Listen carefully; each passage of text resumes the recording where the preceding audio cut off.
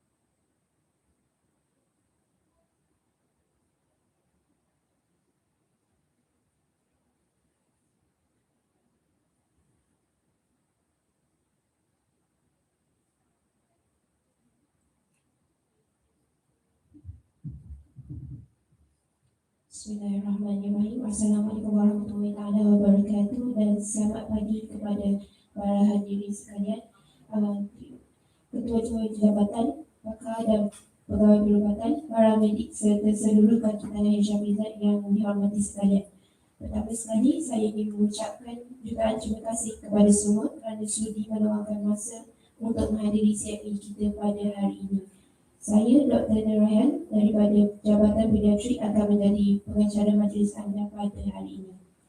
Tanpa melengahkan masa lagi, saya ingin menjemput Dr. Muhammad Nur Azmi bin Ramli selaku pakar pediatrik dan pakar dermatologis untuk menyampaikan CME hari ini yang bertajuk Red Flags and Yellow Flags in Childhood Dermatosis. Dengan segala hormatnya, majlis mempersilakan.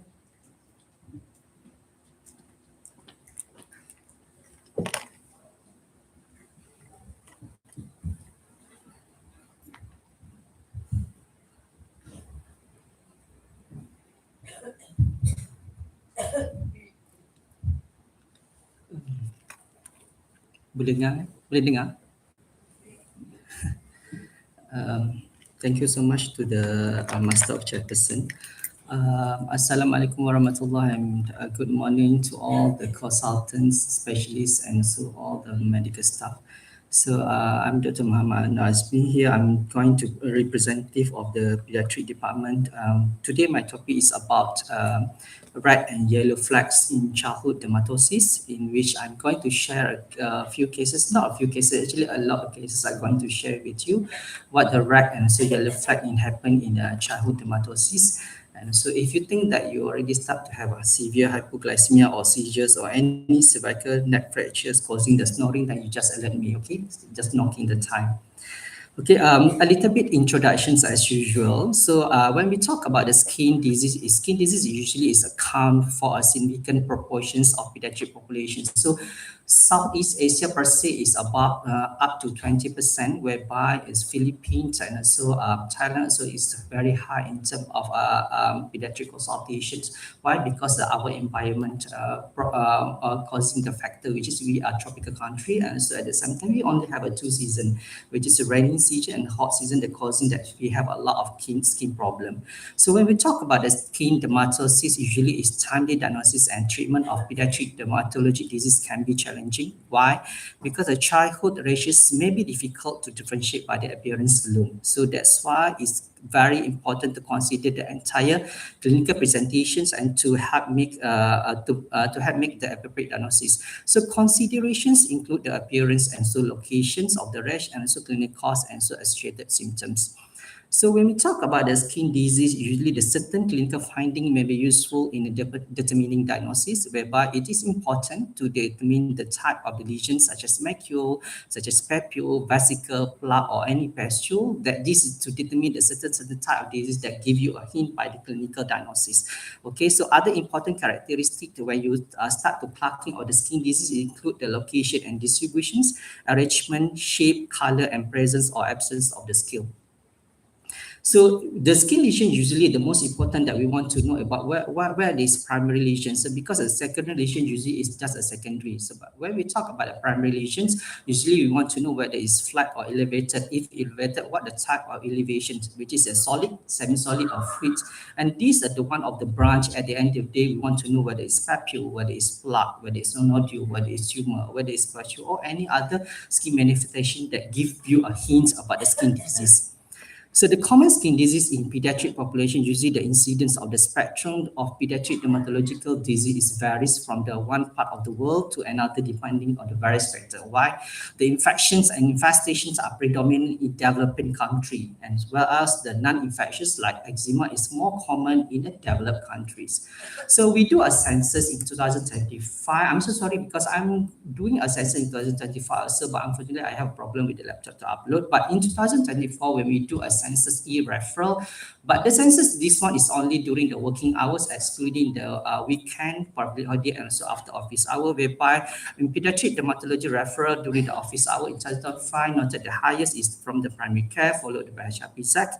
And so among the skin disease, the most common referred to as infection, infestations, and followed by dermatitis, whereby from the dermatitis, atopic dermatitis is the most common happen in children, followed by seborrheic dermatitis and so irritant contact dermatitis.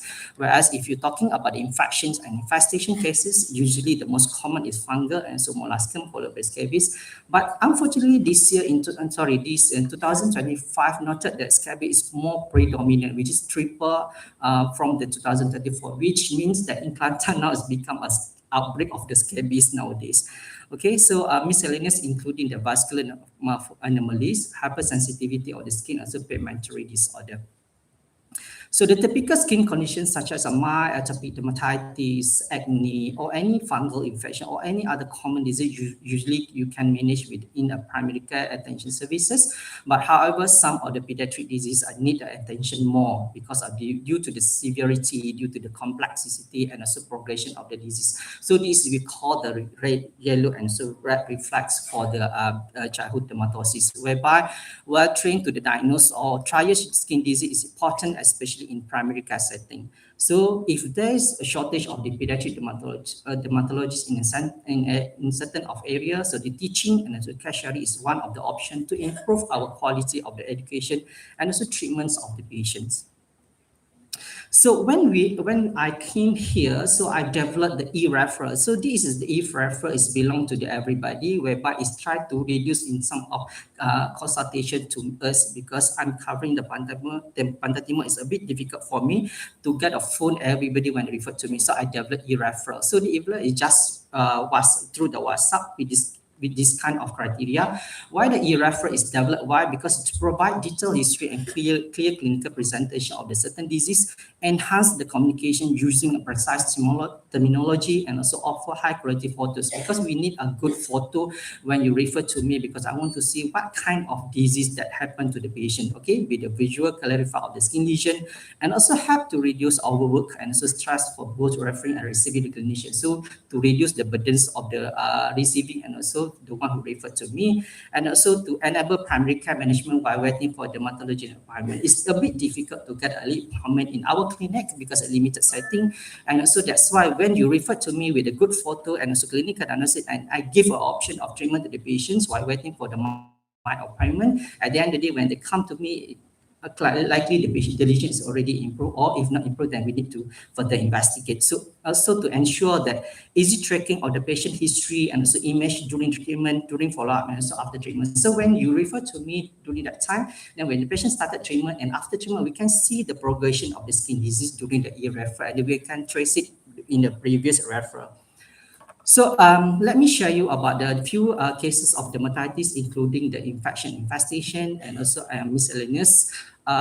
Bear in me if you are stuck to boring about the case sharings, but for the sake of the patient's privacy, I think no need of photography and no video recording, because I'm using a real cases that I'm see the patient in the clinic and also in the ward.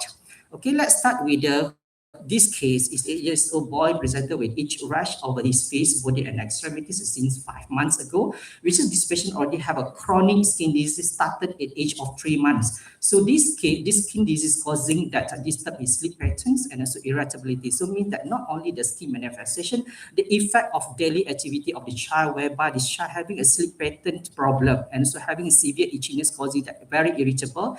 Plus, this is very positive family of atopic much. So it's very clear cut, it's very clinical significant, it's known already, which is atopic eczema, whereby you can see that by clinical, you can see the erythematous, scaly patches and plaque with the lacumination of limbs. So probably this patient can manage to the clinic started first, but if you think you cannot manage because the patient already start to have a chronicity and also noted to have the lesion is quite erythema, then you can refer to me early. But before coming to the dermatitis, usually I ask them to start a certain medication for this child. So when we talk about the atopic dermatitis, usually is one of the most common inflammatory disease. It's quite significant. Why? Because it's affecting about 30% of the children, and so approximately about 7% of adults. So among of the 30% of the children, about 50% is affected at age of 1 year, and it's about 85% affected at age of 5 years old. So quite significant. So when we do the atopic dermatitis, when they diagnose about atopic dermatitis, usually is a basic clinical presentation and history taking. So back to basic. So history taking and also physical examination is very important to diagnose our atopic dermatitis. You don't need any specific investigation. So just wasting time, just be burden to the parents to buy to give money to the other privates to do a diagnosis of the atopic dermatitis. But atopic dermatitis is quite complex, whereby it involves a multifactorial. So it involves a complex interaction between genetic disorder, which is called filaggrin gene, epidermal barrier defect, altered immune response, and so can cause a microbiome changes, causing the overload of the normal flora of the skin. So the most evidence or the most reliable criteria that we use is Hanifian and Hashka criteria, whereby they have a major and minor criteria, in which 3 out of 4 to diagnose in major, and also minor is just 3 out of 25. This is a lot of listed down in the slide that you can read further after that. Okay, so but the thing is just to highlight that atopic eczema, the most irritable symptom that the child happen is itchiness or pruritus. So that's why we need to treat early of the patients. Okay, so the treatment of the atopic dermatitis usually can divide into mild to moderate or severe. It depends on the patient per se, but it's a combination. It's a little bit complex in terms of treatments. It's just not only the topical, but we need to do a topical steroid or topical non-steroidal with Omilion is for the mild in nature. But if the patient comes to the moderate to severe, and then you need to step up the ladder. So it means that you need to start a wet wrap, you need to start a phototherapy, or this patient considered is immune modulator oral, or in the latest guideline that we have a biologic or JAK inhibitor. So it means that to treat the atopic eczema, you need to be a proactive. Early detection, control in remission. So run at a marathon pace is very important, because we know that atopic is a chronic relapsing disease that needs months to years effort. And so this is the time that you need to break the itch inflammation, dry itch inflammation cycle, modify the modifier trigger, because it's a certain trigger that you can modify. Okay, so to reduce of the flare of the eczema. And so last but not least, education is very important. Counseling. Every time you come to the clinic, when the patient comes to the clinic, you need to counsel the parents. Okay, so you need to counsel the patient how to use the topical steroid, what are the comorbid that you need to present. Okay.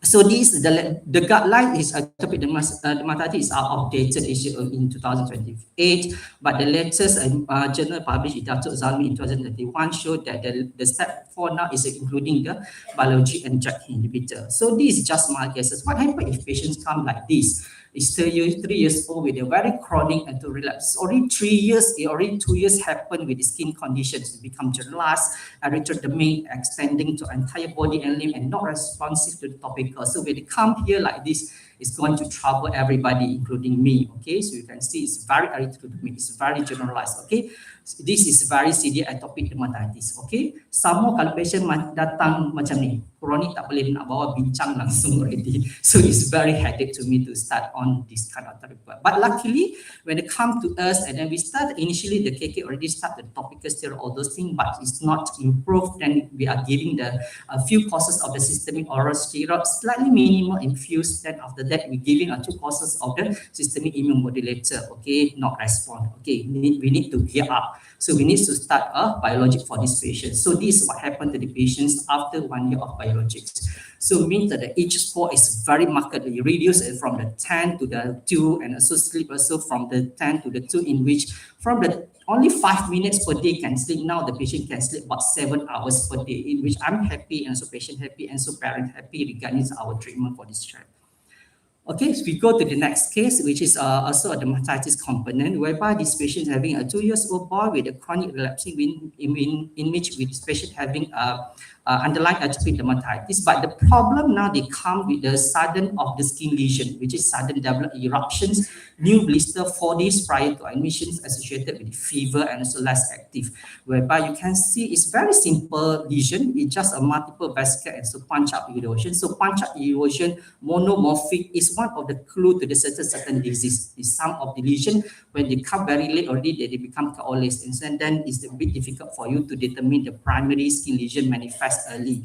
So this is caused the eczema, herpeticum, or cause herpes simplex infection type 1. Why this patient looks so simple? But bear in mind, when you plug the patient, you get the history, this patient having systemic symptom, whereby this patient having fever and so less active. With monomorphic punch-up lesion, that you can punch of the certain lesion is very monomorphic. So this patient having eczema, herpeticum, whereby it's potentially life-threatening because the sequelae, because of the complication. We don't want that patient having complication, in which the most troublesome is a septic shock and also encephalitis, in which we cannot reverse anymore. That patient can turn up with cerebral palsy. So this is because of the HB type 1, and also is the main manifestation usually is very sudden, and also is a pneumonic pattern, is usually is vesicle punch-up erosion, can have a hemorrhagic cluster after that and become more extensive if you're not treated early. So that's why they come to you with the systemic manifestation also, which is associated with fever, lethargy, reduced orientation, and then suddenly to have a collapse in front of you. So the treatment is very important for you to start an antiviral. So whether it's to give oral or to give IV, it depends on the severity of the cases. But bear in mind, when the patient come to you like this, you need to admit the patient first. Okay, you need to do investigation, admit the patient, make sure treat the symptoms, and start antiviral as soon as possible. So what the antiviral usually available in HRPZ usually is acyclovir. So usually acyclovir for oral we use a 20 mg per kilo QID, and IV is 10 mg per kilo TDS, or more than 1 year we giving 500 mg per meter square. So other antiviral is still not available in our HRPZ, but most of the time in HQL they have about acyclovir and so acyclovir. So another case, which is a 4-year-old boy with the complaints of burning sensations and also localized erythema patch followed the vesicle and so pustule over the left axilla for the past 3 days, associated with systemic symptom, which is pain and also fever. And when we drill history, he had a history of playing at the paddy field. So very sudden, within 3 days, they started with a small lesion and growing to become a patches and so start to have a vesicle and also pustule. Later on, within 17 hours, they developed gangrenous patches at the center. So if you saw the skin lesion is very localized and also are patches with the pustular periphery, and so few blister with minor necrotic patch centrally. So when you, this is axilla punya position, okay? So when you flex of the axilla, you can see like a kissing lesion. Okay, went to the adjacent fracture of the surface. So this is a Paederus dermatitis. It's quite common in Kelantan because we have a lot of paddy field. So that's why we have received a lot of cases for the Paederus dermatitis. So one of the components of the pediatric dermatology emergency in which you need to treat early. Because why? Because the Paederus dermatitis is caused by the certain species of we call roof beetle, ataupun in Kelantan we call Charlie. Okay, so the blistering occur within 24 to 48 hours, which is when you brush it again or crushing the beetles against the skin, so then develop a skin manifestation. It's very fast and very rapid. Okay, so because of the Paederus is a toxin of the produced by the Pseudomonas bacteria in the hypolymph. Okay. So the treatment is usually you can do first in the clinic Satan or at home, which is you need to advise the parent to wash straight away with the soap or clean water. Then after that, you can put a cool wet compress or topical steroid to reduce inflammation and also itchiness. Then you give a soothing cream. And so this patient required IV or oral antibiotic depending on the severity of the case. Why? If we complicated, it can cause a deep ulcer, it can cause of neuropathy of the patients later on in future. Okay, so finish about dermatitis. I cannot go deeper because a lot of cases to be shared. What about the infestation and infection, the case sharing? As usual, no photo and so no video recording for patient's privacy. So 1 month old brought to our clinic on 1 week history of fragile bullae on the abdomen with the lesions initially started with the vesicle, then also increased size. Again, come with the systemic symptom, which is fever. Only 1 month already developed very large fragile fluid-filled bullae, which is surrounded with erythematous base, in which you can see the color of the bullae is a yellowish discolorations. Okay, so this is very typical is bullous impetigo. So when you talk about the impetigo, can divide it into a bullous and also non-bullous impetigo, but the bullous impetigo is quite emergency for our pediatric because you need to start that antibiotic also for this patient, and this is caused by the Staphylococcus aureus and also part of the group A beta hemolytic Streptococcus pyogenes. But non-bullous impetigo is very common compared to bullous impetigo is because of the irritation of the skin lesion, causing that the pneumonic pattern for the non-bullous impetigo, which is can cause a classic honey-colored crust.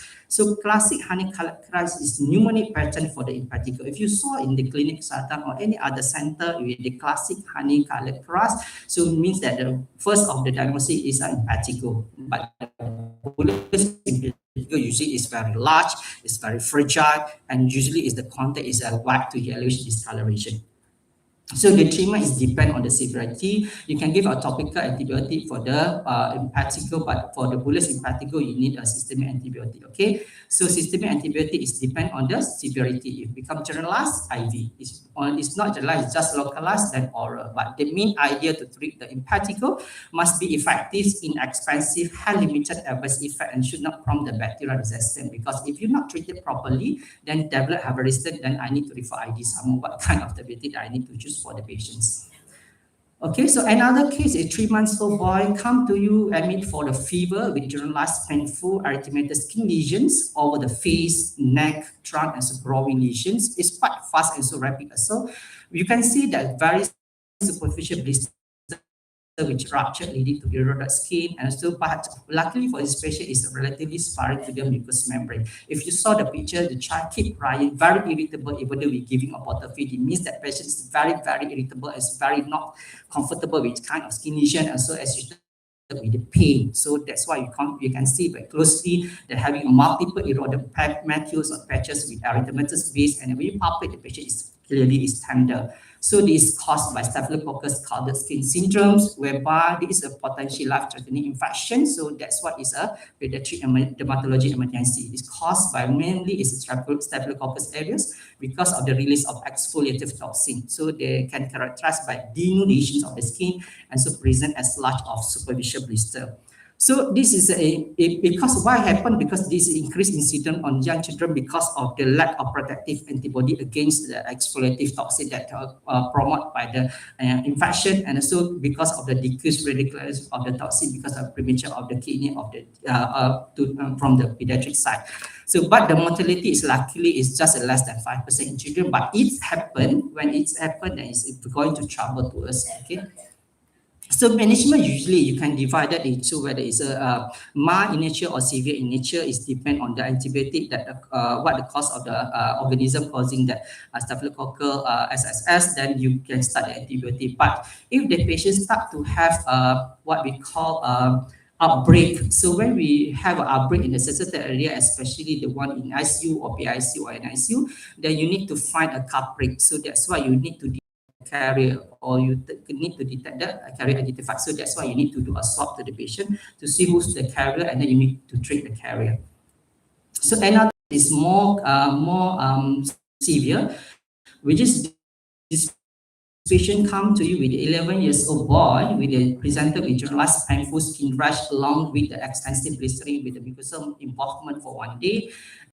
When we track the history, usually he had a history of cough before started to have a lesion, and then during that time associated with the fever and also sore throat, and he had a history of taking a painkiller with the fever medicine orally, then suddenly developed kind of lesion. So very eruptions of the bump starting from the trunk and the spread to all over the body, and so eyelid and lips were swollen. So it means that these patients already involved the mucous membrane. The previous one is not involved the mucous membrane, but this one is already involved the mucous membrane. So this is when we drill. So this patient actually having a Stevens-Johnson syndrome. Okay. So if you didn't treat earlier for this child, within 24 hours, they become like this. So this is real patient to our patient is become toxic epidermal necrolysis. Okay. So what is the SJS or TEN? Is usually is a spectrum of severe cutaneous adverse reaction or scar with a life-threatening or causing the acute effect and so serious long-term sequelae. So that's why they need to treat fast. Okay, so it's caused by the type 4 hypersensitive reactions mediated by immunologic response to a trigger, most commonly because of drugs. So that's why we need to ask the drug history. So before the skin manifestation, you need to ask the drug history 1 month before develop the skin manifestation. So they can concomitant with infection. So that's why infection also can culprit causing the more severe skin manifestation. But some other cases remain adiabatic. So it is characterized by the rapid widespread skin and mucosal necrosis. And so the definition how to diagnose whether it's SJS or 10 or SJS plus 10 is depend on the body surface area that affected. It's less than 10 is SJS, 10 to 30 is SJS plus 10, and more than 30% is considered as 10.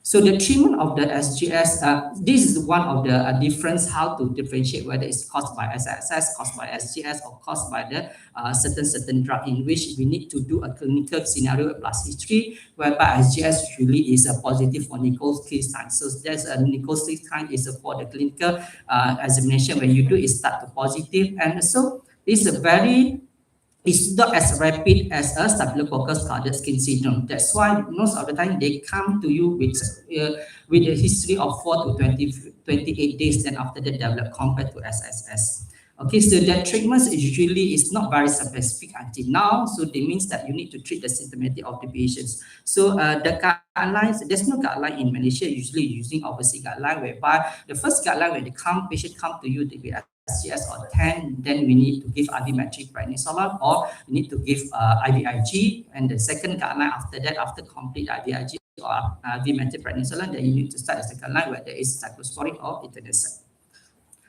So another case come to you with a 6-year-old boy, developed 6-month history of multiple papular lesion over his body and so genitalia. So minimal itchy and so slowly increase in number. When I got a history from primary care, I thought, oh, okay, very simple cases. Actually, it's just Molluscum contagiosum. But when they sent to me with proper picture like this, I said, okay, so is it an emergency or not? So looking for this chart, you can see it's very started, the molluscum already is coalesced together, become a giant crusted nodule at the lateral side with a multiple cluster of white pink and so brown small round papules. Then when you do a dermoscopy, you can see very unique pattern for the molluscum